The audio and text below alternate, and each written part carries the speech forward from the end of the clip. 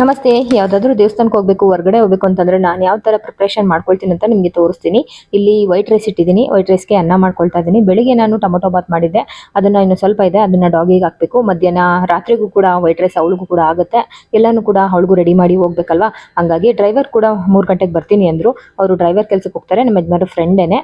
ನಾನು ಮನೆಯವರು ಡ್ರೈವಿಂಗ್ ಮಾಡ್ತೀನಿ ಅಂತಾರೆ, ಆದ್ರೆ ನನಗೇನು ಇಷ್ಟ ಆಗಲ್ಲ. ಯಾಕೆಂತಂದ್ರೆ ಒಂಥರ ಸುಸ್ತಾದಂಗೆ ಆಗುತ್ತೆ, ಅವರು ಎಂಜಾಯ್ ಮಾಡೋಕ್ಕೆ ಆಗಲ್ಲ ಅಂತ ಹೇಳಿ ನಾನು ಯಾರಾದರೂ ಡ್ರೈವರ್ ಇದ್ರೆ ಮಾತ್ರ ಹೋಗೋಣ ಅಂತ ಹೇಳ್ತೀನಿ. ಹಂಗಾಗಿ ಡ್ರೈವರ್ ಕೂಡ ಬರ್ತಾರೆ. 3 ಗಂಟೆ ಅಂತ ಹೇಳಿ 3:45 ಆಯ್ತು. ಇವಾಗ ಎಲ್ಲರೂ ಕೂಡ ಹೊರಟಿದೀವಿ. ನಮ್ಮ ಮನೆಯವ್ರಿಗೆ ಒಂದು ಅಭ್ಯಾಸ, ಇನ್ನೂ 50 ಕಿಲೋಮೀಟರ್ ಬಂದಿಲ್ಲ ಅವಾಗ್ಲೇನೆ ಮಕ್ಕಳಿಗೆ ಏನಾದ್ರು ಹೊಟ್ಟೆ ತುಂಬಾ ತಿನ್ಸಿ ಕರ್ಕೊಂಡು ಹೋಗುವಂಥದ್ದು. ಎಲ್ಲೋದ್ರು ಅಷ್ಟೇನೆ. ಒಬ್ಬೊಬ್ರು ಒಂದೊಂದು ತಗೊಂಡ್ರು. ನಾನು ಬಂಗಾರಪೇಟೆ ಪಾನಿಪುರಿ ಅಂದ್ರೆ ನಂಗೆ ತುಂಬಾ ಇಷ್ಟ. ಹಂಗಾಗಿ ನಾನು ಅದನ್ನ ತಗೊಂಡೆ. ನನ್ನ ಮಗ ನೂಡಲ್ಸ್ ತಗೊಂಡ, ಒಬ್ರು ಬೇಲ್ಪುರಿ ತಗೊಂಡ್ರು, ಮನೆಯವರು ಮಸಾಲೆ ದೋಸೆ ತಗೊಂಡ್ರು. ಎಲ್ಲೋದ್ರೂ ಐಸ್ ಕ್ರೀಮ್ ಯಾವ್ದಾದ್ರು ಹೊಸ ಫ್ಲೇವರ್ ಇದ್ರೆ ಇದು ನೇರಳೆ ಹಣ್ಣಿಂದು ಆ ಫ್ಲೇವರ್ ತಂದ್ಬಿಟ್ಟು ತಿನ್ನಮ್ಮ ಚೆನ್ನಾಗಿದೆ ಅಂತ ನನ್ನ ಮಕ್ಳು ಕೊಡ್ತಾರೆ. ಇವಾಗ 5:45 ಅಂತ ಅಂದ್ಬಿಟ್ಟು 6 ಗಂಟೆ ಆಯ್ತು. ಇವಾಗ ಹೊರಟಿದೀವಿ.